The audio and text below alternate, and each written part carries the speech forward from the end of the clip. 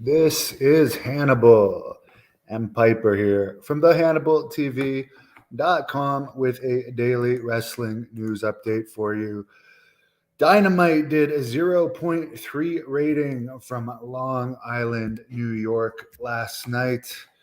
The Auschwitz Memorial Museum is apparently pissed at the WWE over putting up an image of a Nazi concentration camp used in a video on the WrestleMania pre-show to promote Rey Mysterio versus Dominic Mysterio's match. I still don't get the jail connection to Dominic Mysterio. Um, I admit that match was actually one of the better matches of WrestleMania Night 1. And he's over as a heel, but this kid's a spoiled rich kid. He's not a prisoner. Apparently, the image of the camp was accompanied by Dominic talking about having spent time in prison. And then they put up an edited version later on with the Nazi concentration camp taken out. There's a new WWE documentary series in the works called WWE Recruits that John Cena is going to be both producing and appearing in. Now, let's hope now that UFC is... I could see there being more UFC stars in WWE, but let's hope they get rid of this hiring practice of hiring these college athletes rather than wrestlers that actually have wanted to be wrestlers all their lives and have toiled away on the independent scene. Because other than Brock Lesnar, Kurt Angle, I guess to a lower level, Shelton Benjamin, how many of these college athletes have actually become top stars? Very few. I can understand doing it here and there, but who knows how things are going to change with UFC involved. Are we going to see Dana White as an on-screen character in WWE?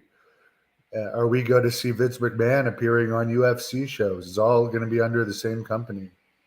Could be very interesting. Are we going to see WWE angles on UFC shows? Are we going to see UFC angles on WWE shows? One thing's for sure, I doubt they're going to let UFC fighters on AEW anymore. Not that that was a big ratings getter. Apparently, Liberty Media, who own both F1, the Atlanta Braves, and Sirius FM, were also in the running to purchase WWE prior to Endeavor, the parent company of UFC, buying it, which apparently the deal was only finalized on Saturday. So, I mean, I'm disappointed Saudi Arabia didn't buy it, but the whole UFC connection, I don't know. It could turn into something interesting.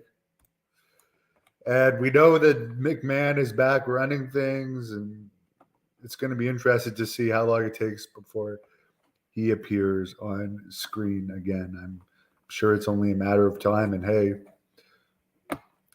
I've watched enough of it lately to be bored enough to say if I have to watch another episode, who knows? Maybe I will watch SmackDown tomorrow.